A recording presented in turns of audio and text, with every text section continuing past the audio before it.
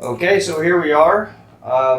We're back with another episode with Eduardo Tapia. Eduardo is, in my opinion, the best real estate attorney here in Cabo. And whenever I get questions that I do not know the answer to, which is quite often, I jot them down and come to Eduardo with them. So we're going to get some really good legal advice on some, common real estate questions that I've come across. But before we get started, just want to hand it over and let Eduardo introduce himself. Thank you. Obviously, you're probably, it's good to know that I'm the only real estate attorney you know here in Cabo, so that's good. And yes, I'm very appreciative of all of your efforts and your insight and your knowledge that you want to branch out into different areas in Cabo, especially real estate. There are a lot of pitfalls that you can avoid by asking the right questions and having the proper advice before you go in and make a purchase. Obviously, the Cabo market is a hot market right now. It's an interesting market, but the thing that I see most is that there's a lot of familiarity with the process in Cabo that is not necessarily the same as in the States. They sometimes relate to the same process in the United States as purchase. There's a lot of, U.S. licensed brokers that are now selling real estate down here. They are licensed here as well, for that matter, but they sometimes don't fully explain that there are nuances which are important in the area of legal systems. Simply, the U.S. is a common law system. We are more of a civil law jurisdiction. So those things are important for people to know beforehand, before handing over money to sellers, which has been some of the norm. I guess one of the questions that you have come in light of all this past experience. So yeah, I'm happy to be here. Nice. Well, thank you. And just so people know too, Eduardo he's licensed in the United States, in New York and DC, as well as all of Mexico as well, which is an obvious advantage and lets buyers be a little bit more comfortable. But let's jump right into it. All right. The first question is, if I'm a buyer and I'm in the States, okay? I have dual citizenship. I am a Mexican and an American. However, my wife, who's going to be in on this purchase as well, is just American. Should I put the property in my name as a Mexican, or should I open up a fideicomiso like all Americans are going to be doing? What are your thoughts on that?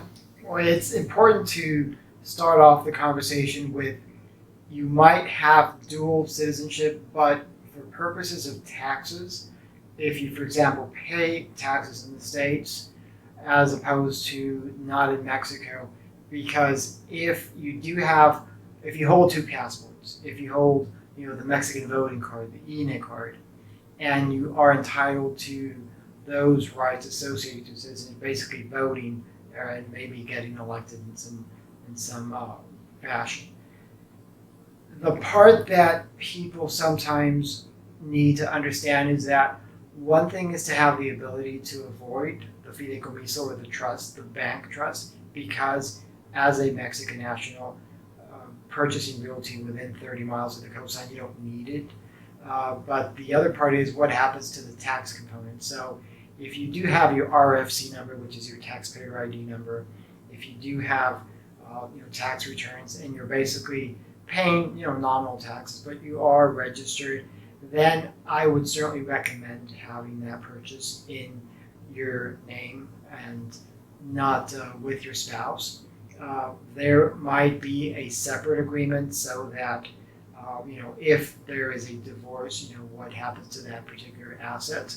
So that can be enforced by way of a private agreement, and there are certain protocols that you can have to that document so that it is basically a resolution. You don't need to go to the courts and say, well, this is what was agreed upon, but I had second thoughts.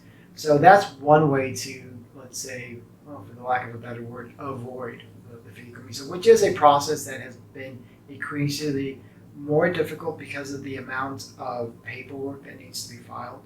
And that's not on the trustees themselves. The trustees, which, by the way, only Mexican banks can serve as trustees, there are no individuals that can serve as trustees in Mexico as in the States. So you have to have a bank charter. So it's a formal institution that you're getting, your potential property rights through that bank. And so with that in mind, the banks simply need to comport to all the legal requirements that they need to have your KYC documentation in place, and several pieces of identification and all these documents. So yes, and that's the long answer to this question of how would you title that asset.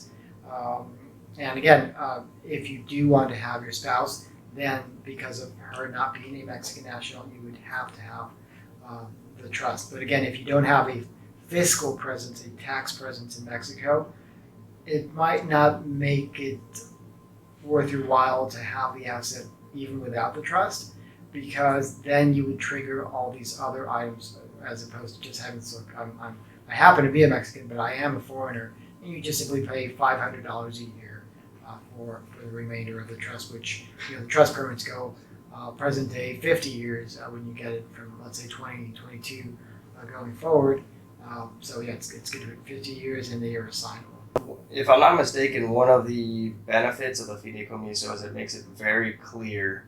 Like, for example, you could leave your kids like 25%, and whatever. Does that get difficult if it's just in your name? Do you have to do like some sort of will? Or yeah, that's a good question. And yes, actually, I just wrote down an article for a couple of outlets that I'm writing legal topics on, and one of them I touched upon today was precisely the benefit of having the trust as a vehicle to avoid probate. And you basically have your trust beneficiaries, which are designated either from the onset at the incorporation of the trust, or you can designate them afterwards. But yes, you have them name and last name included as substitute trust beneficiaries, and the percentages that you allocate in the event of death. So what I normally recommend my clients that need the trust is have both spouses 50% each, so that they have what it would be a loose equivalent in the U.S. to the right of survivorship. So if one spouse dies, the other takes upon death. It's not an automatic process, but you simply have to accompany the death certificate and you present that to the trustee. But yeah, you avoid the courts. And avoiding the courts in the U.S. and in Mexico is recommended. And yes, it is a proper way to set up estate planning, because you don't have to worry about not having a will. It is recommended to have a will, but as particular assets go, because of the specialty nature of the trust, it's similar to when you set up a bank account in Mexico. They are requiring you from the get-go to designate a beneficiary. And that particular bank account and the proceeds within that bank account do not pass probate, regardless of the will. Even if the will says, I do not want to give this to X, and that X happens to be as the beneficiary, that provision trumps any other contrary provision to a will. So this is a very, very similar thing to the trust. And that's why I recommend that sometimes if the assets are complex and there's a lot of moving parts, then even with Mexicans, I recommend having trusts in place. Cool. All right, let's move on. I had a client, and we're sitting at a pre-construction project, and we're looking out, great view. And he's like, well, how can I guarantee that this view will be here in the future? And if you look at like the zoning, you might have something that says like maybe mixed use, but it looks like it's divided up into lots. But what is your experience? In my experience, it's impossible to basically guarantee an ocean view. On some situations, it could be, especially if it's built out. But if you have a large piece of land in front of you, can you guarantee that ocean view? Well, obviously you can guarantee it if it's beachfront. Yeah, this is true. But other than that, there is a way via, again, a private agreement that is enforceable with the parties. The tricky part is if one of the parties changes hands as far as the land goes, that initial party says, well, I was not privy to this contract. And so if that doesn't make it into the title, it's going to be a difficult process to prove that you are insured a certain line of sight. that's why I recommend having, probably your decisions based on master plan communities. And even then, I've had issues with major developers here in Los Cabos that the fairway went up 3 meters all of a sudden, 9 feet. You can't even see, let alone water, you can't even see the fairway next to it because now all of a sudden it's a hole. And so, even with those types of developments that are normally like master plan, they have certain building envelopes with construction, and you say, well, this is going to be, the roof lines, and this is more or less the part where you get those view corridors. It's still not set in stone, and even with established developers, they've 86 existing golf courses and said, well, this is not working out for us, and so they go up because the building code says that they can do this up until a certain level. So yeah, it is tricky. The good thing about Los Cabos, as opposed to, for example, Cancun, it's not flat. So you are insured some degree because of the terrain, certain viewpoints. But as far as insuring that down the road, it entails not only homework, a little bit of common sense.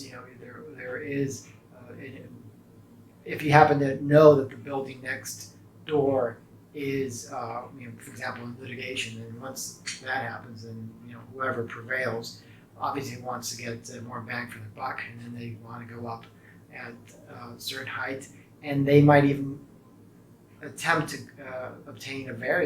legally obtain a variance through the city council. And so, yeah, that also entails some other problems. And you can introduce also, there can be an element of corruption as well, whereas something might be zoned for 2-3 stories, and then all of a sudden... Yeah, it's unfortunate, but yeah, there's sometimes areas, and you can kind of see them, all of a sudden you see this, and then it's a little bit of hodgepodge, and you see this building, all of a sudden, well, how did that happen? So yeah, there are a number of matters that, because of the lack of scrutiny and oversight, they kind of can get away with those things. They have cracked down on that. It's not a commonplace practice. When people approach me on that level, I say, well, this is what you can do. If you want to do anything north of that, I believe you should seek other representation, because I believe, people that are here investing their good money, they need to have that sense of security, and that things on a general level will be set in stone, and not necessarily all of a sudden change and say, well, this was before this current administration, and obviously there are acquired rights, there are items that need to be certain. Nice. So yeah, you can't, at least for the project that I'm thinking about, you cannot guarantee OSU use, at least in some of it. Now here's a good question, is that DocuSign. So I've seen a lot of contracts lately be done via DocuSign. However, the last time we spoke, is you were saying that DocuSign still isn't 100% there in Mexico. Is that correct? Yes, and I actually looked into it since we last met. There is what we call NOM, Norma Oficial Mexicana, and there are certain protocols that DocuSign is striving to obtain, and I'm stressing the part where it's striving to be obtained. I have not seen in the courts yet that DocuSign documents will stand as originals. I believe we're not there yet. I believe also that the confidence in the process the parties deposit into that DocuSign document is good, as far as them saying it's a matter of convenience. I would still recommend a little bit of old school, I guess, just doing it, the old-fashioned way, signatures. Maybe just do signatures in PDFs until the time comes that there are cases, basically, in interpretation, and the judges, start getting some of that caseload as far as originally signed documents versus the encrypted, documents that come by way of DocuSign. And so the integrity of the process will ultimately be in the hands of the judiciary. So until that happens, I would say yes, if people are putting their faith in that process, those are as good as originals. But if something happens, the courts are pretty much going to frown on those documents, and they will be requesting originals, even though, we can basically say, well, this is a barcoded evidence, and this is the encrypted part. This is a unique signature, and it's actually more secure than an actual signature. We're not there yet. We will eventually get there because the market will dictate, like, hey, why I actually have to pick up DocuSign and have it licensed for the firm because my clients were requesting, or developers were requesting that. So again, I do explain to my clients that I'm still more comfortable with actual signatures, but eventually, I'm hoping, the remainder of this year, probably the next, we get enough traction and probably problems also related to that until the courts say, okay, this is something that is a standard in the industry, and so it's going to be as good as the original, but not yet. Nice. All right. I have a client, and I really like the pre-construction model. Okay, and in this particular situation, this unit was bought, let's say, 2 years ago. All right, and this was like pre-construction, right? So everything was fine. We're about 4 months away from delivery, and prices have risen significantly. And he comes to me and says, "Hey, Fletcher, should we sell this now, or should we sell this after it gets delivered and title it, everything like that?" What are the pros and cons to trying to sell that before delivery versus after? Do you have any thoughts on that? Yeah, there's several things here. The part that is most important is the price point. So if you're getting a substantial discount on pre-pricing where the developer will need monies to continue the other phases of the development, then that's the tit for tat. That would be the rationale behind going into an area that's not developed, that will be developed, that has a gorgeous master plan, but you do have that risk of not coming into fruition. I believe the best approach is a little bit of a mix between the price point and the items that you can do to kind of at least secure part of the progress against payments. So if you put milestones and say, for example, well, you need to have X money up front, a percentage that I would recommend coming in as counsel's buyer to be, in the low, maybe 15 to 20%. From there, you can have the additional payments not necessarily set in time, like, for example, 6 months from now or a year from now, but rather until the concrete is poured, or when you have the first floor in, and if you have a building, if the second story is up or the third story is up, then you get the second payment. Things to tie in the construction progress and payment, because if you don't do that, then you run the risk of saying, okay, I've already advanced 80% of the funds, and I don't see what the progress is. And so it could be a construction notice. Top floor also works if it's just a second story. Top floor means you're basically substantially complete, right? You already have the first floor, and you're doing basically the ceiling.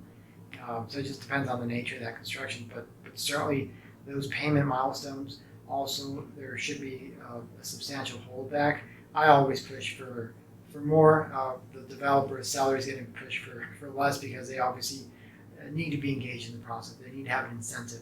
And so if they're already, 90% of their funds are already in pocket, 10% is probably not going to cut it if there is a substantial punch list. That's why the punch list process also has to be part of the integral process of purchasing.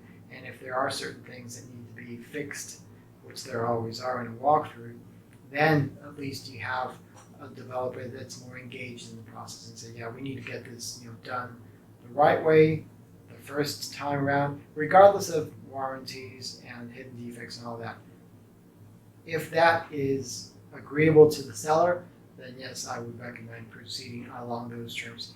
If the developer is super tight on those deadlines and they have a model that there's probably financing in place and they need to hit those deadlines as far as payments, and they're pushing back on every single thing as far as payment milestones, I would have a second thought there because, again, it might be a good project. It might be, as far as the permitting, they have the permits, they've done their homework, they have good title.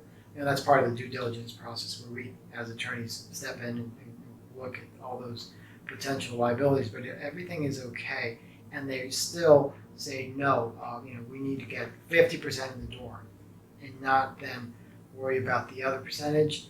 I would certainly, take a second look. If you want that asset bad enough, you have to go in, but you have to go in your eyes open and say, look, you are looking at these potential liabilities, and if they don't deliver, what happens to your money? Because you really don't have a lot of security as far as that one goes. Your security is going to be more increasingly on the assets. So if you have an asset that's 80% complete, and you go in, well, at least you have possession. At least you can work with that at least until you get title, because that's another part. But if because I have clients that paid thousands of dollars and they never broke ground, and they're not wanting to return funds because whatever there's always financial and economic crises that happen throughout. So.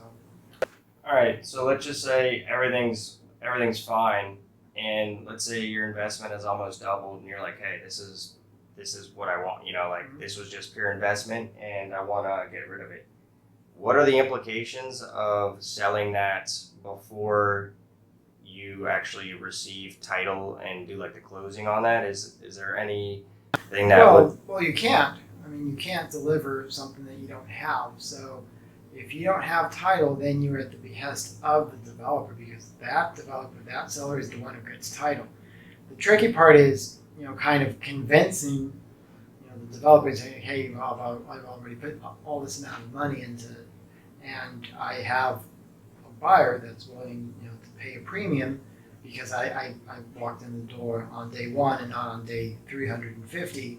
So with that in mind, I believe the margin for error is great.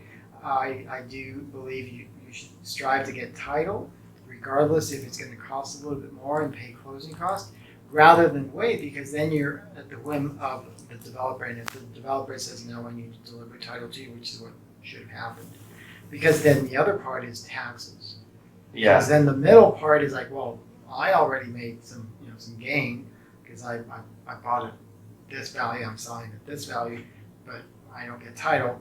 That's fine. I don't want title. I just want to get the profit. But then what happens to that profit? And so if you're not in that mix and the developer steps in and says, okay, fine, we will grant title to your buyer, you shouldn't be able to be bypassed, if you will. It's good for the middle part or the middle component, but not necessarily for our taxes. And the Mexican government is going to step in and say, well, wait a minute, there is a transfer that should have been paid that was not paid. And so those are the types of questions you want to avoid. So, long story short, I have not seen a scenario where people have been completely satisfied with the process because they're either stuck with a lower value because they probably will only get title to whatever the developer got paid, not the money that they initially gave to the middle component in this transaction. And still, you're kind of be stuck with the lower amount, which will then hit you at the point of sale down the road, because then you're obviously your gain is going to be greater, even though in all your practicality your gain was not that much. It's just documented so that it's not to your advantage. All right, and that brings up the next question, which is really capital gains.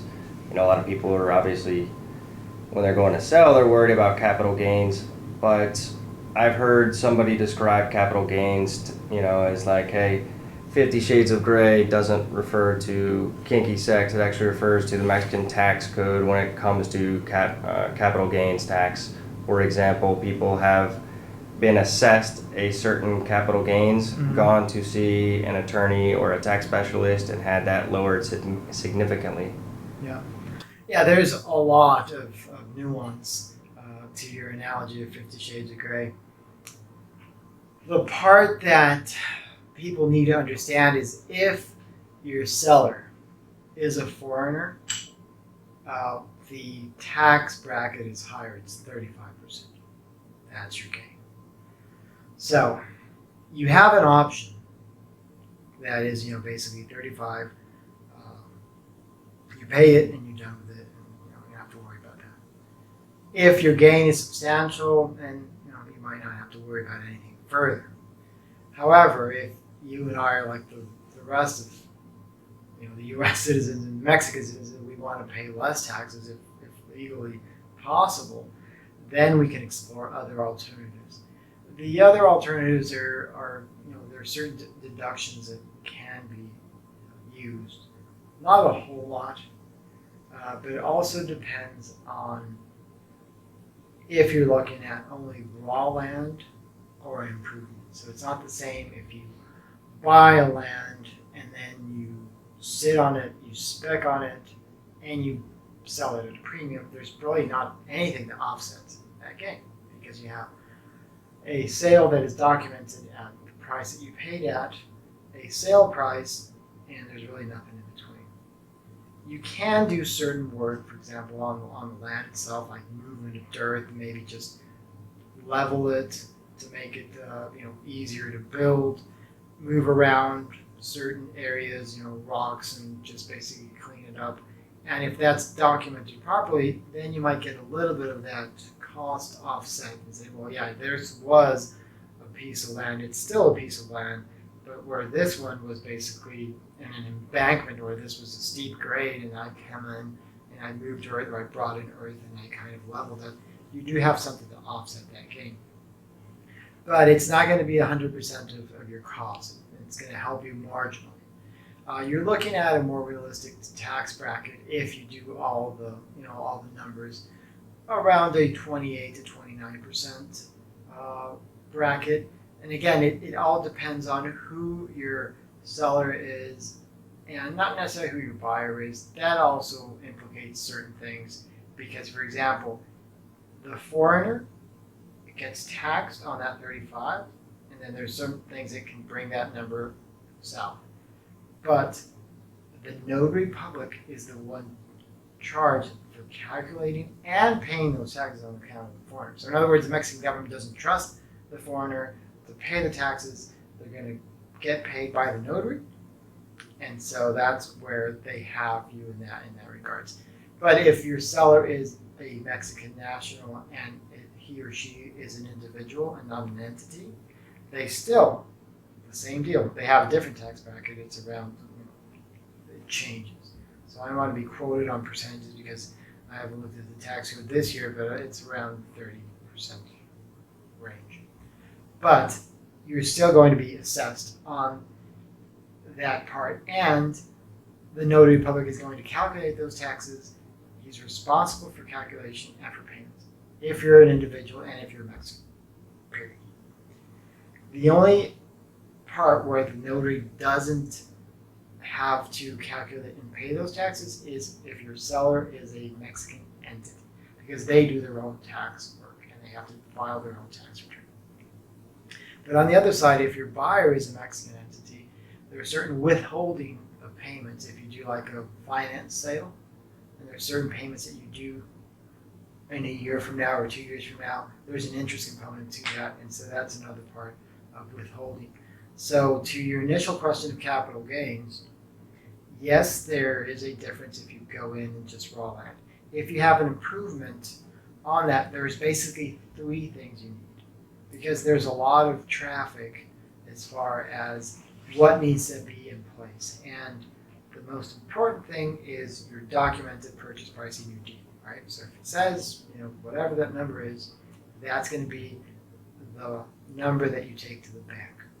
But if that raw land component was then improved upon and there is now a building or a house, you need a construction license.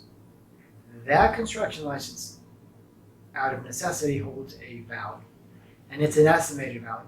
And we say this value is going to be towards the future in that part.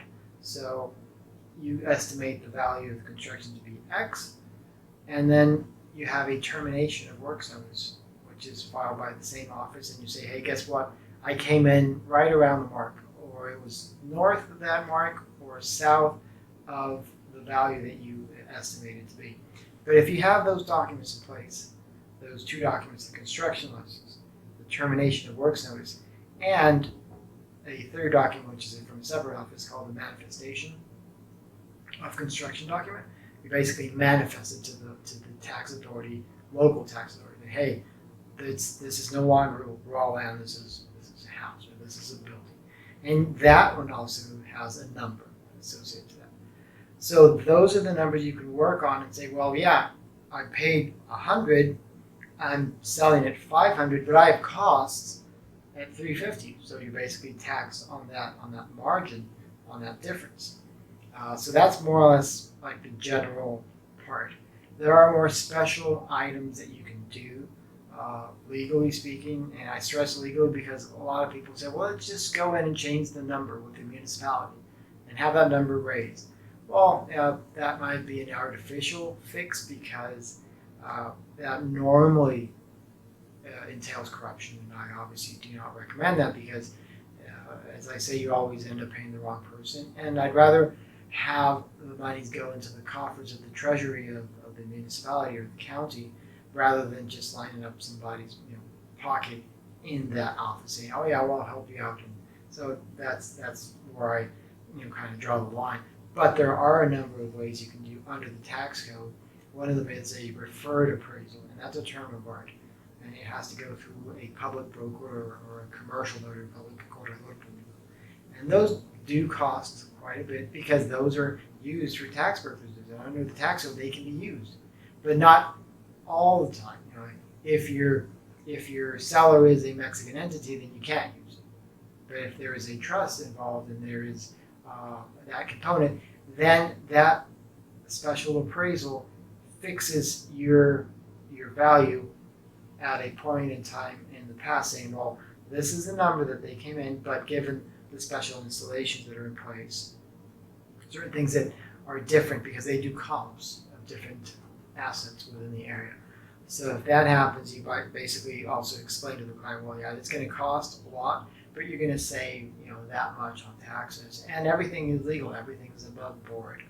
And I've done that in several transactions, and it's helped out clients to minimize their tax exposure, even though they had everything they had was basically what they needed to have in place, but it was just simply the margin of profit was so great that we needed to be more creative and basically say, well, this is going to be more complex.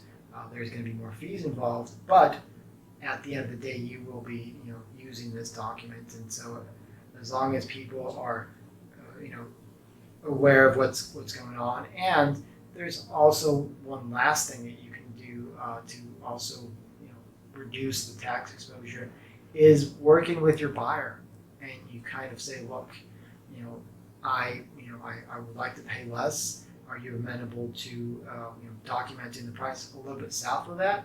Which is fine as long as it's reasonable, right? It's like, okay, obviously the Mexican government needs to get paid, and that's basically why they're there, because they're providing sometimes not even the infrastructure, but at least the community, the country, the land to provide these elements. But that can be an agreement where there is a savings on closing costs on the part of the buyer, which picks up the bulk of all the closing costs. But if that number is a little bit south of what the agreed upon price is, that can also work to the advantage of the seller, because obviously they pay a little bit less taxes, which is fine. The buyer just needs to also be aware that their base is going to be lower, right?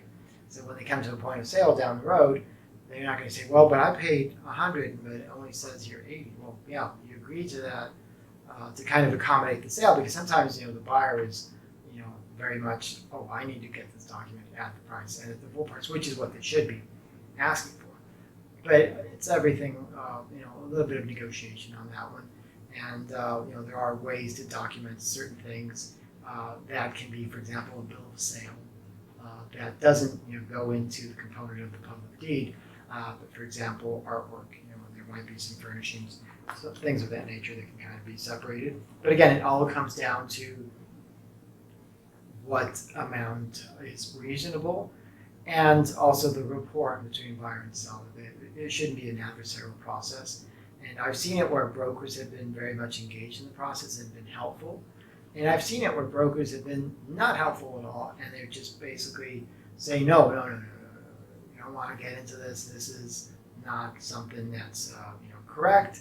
And sometimes they just do it. I get it, probably try and protect the client, but basically that's why the attorneys are there in place for the benefit of each of their parties.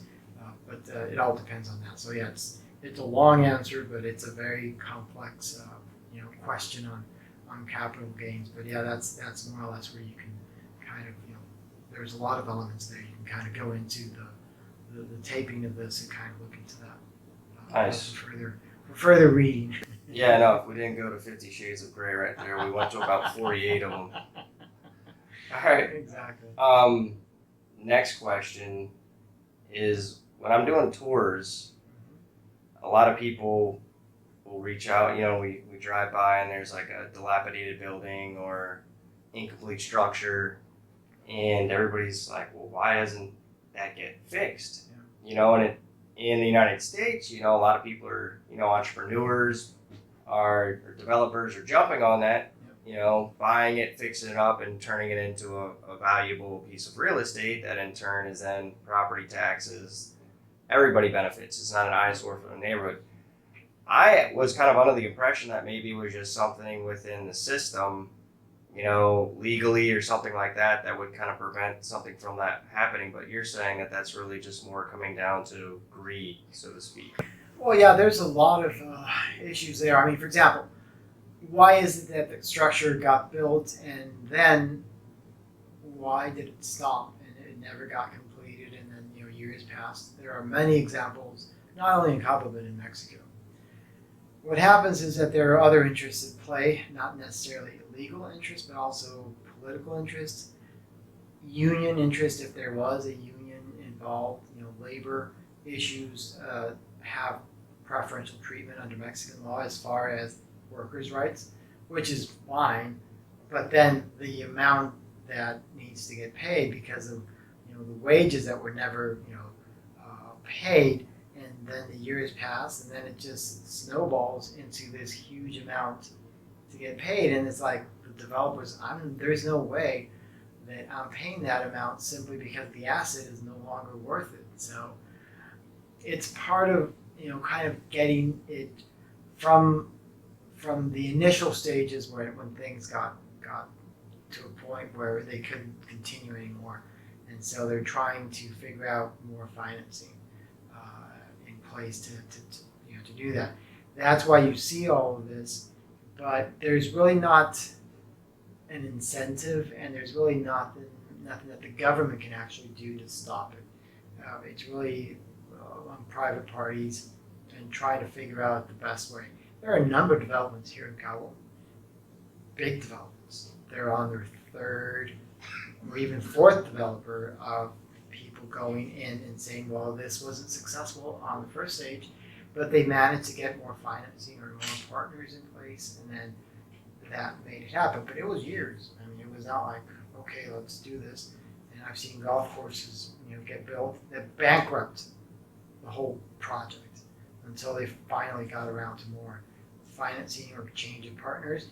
But in the interim, the people that got hurt were either golf club members or the people that were buying them initially. All right, so I'm interested in your response on this one. All right, there's a development in Pedregal, and successful project.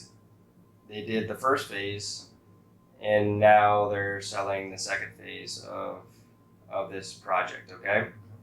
So we go to closing, and they have the first part of the project has the condo regime in. The second phase does not have it in, so they want to do a soft close, where you're not getting title at the close, but you're pushing it out. In this instance, we're calling it 3 months. What are your thoughts on a soft closing, and have you seen situations where those 3 months turn into years? Yeah, there's, I guess just to recap for the people that are watching this, the normal closing process in Mexico does take around 90 days, so it is a process that takes long or longer than the States. However, when there is a condo regime in place, the part that needs to get titled is that there are individual real estate tax code IDs that are assigned to the unit under the condo regime. That part takes probably 6 months. So the hard question for the developers is, can they market when they should market? Obviously they market from day one, right? Because they need to have more money in the door. But when it comes time to transferring title, until those units are what we call individualized, they're not legally existing, separate from the bulk of land on which they were built. So until that unit comes into existence by way of the condo regime, and that condo regime is recorded, that is a process that takes months. And the one in Pedregal, I don't know the specific one you're referring to, but I've seen it throughout the entire region, East Cape, here in Los Cabos, San Jose, Cabo San Lucas, where if the option is getting title, let's say in 3 months, because they've already done the legwork on a first phase and they kind of know more or less the process that needs to happen for the second phase in getting title, and there is a substantial holdback on the amount of money that needs to be paid to them, then you can go for the soft closing. The soft closing basically means they allow you to get possession of the unit even though you don't have title, and even though you don't have payment of 100% to the seller. That is always the part where negotiation steps in, because the seller wants to have 95% in the door. Where if I'm the buyer, I'd probably be looking at maybe 80%. Because if the unit is complete, the punch list has already been done. There's a unit in the East Cape that we did this interim phase. The client still doesn't have title, but he has possession for like a year now, almost. But everybody's happy because they know that there is just an administrative process in place and everything is correct. But to your example of those 3 months, I'd rather wait and not pay anything further to the developer until we get title. That would be my first option. However, the part that also comes into play is, do you trust your developer? Because if you don't trust your developer, then you need to get possession. You need to get possession, and obviously wait it out until that time happens, and it might be not 3 months, but it might be a year. It's like that. That's where it becomes tricky, because then a lot of things can happen in that year, and you obviously want to get title. You won't have to be dealing with this, as I have with clients, 4 years down the road. People said, okay, I've had possession, it's great, I can't sell it, I don't have title, and then you're looking at trustee fees and property taxes and this and that, and they would be responsible because of possession. And even though there might be an agreement contrary, if the developer skips town, which I've seen it happen, you need to then sue for title, which is obviously a process that takes longer. And sometimes the developers are like, okay, I'm willing to sign the deed, but I need the full amount of money. And if there's no punch list requirement, then you might look into the option of soft closing. So yeah, there's a lot of things with soft closings that can go wrong. I normally don't recommend them. Just it's really a piecemeal recommendation. There are certain transactions that it makes sense because the parties are in agreement, because people want for the sale to happen. I have issues with clients. There was one I remember here in a golf course development here in San Jose that both buyer and seller wanted to buy, one just wanted to sell, but there happened to be a lien on the property, and that lien, under the provisions of the trust, was an impediment to the sale. Legally it wasn't, but contractually the trustee could not deliver title because there was a lien, and that was their wording, their obligations in that trust agreement.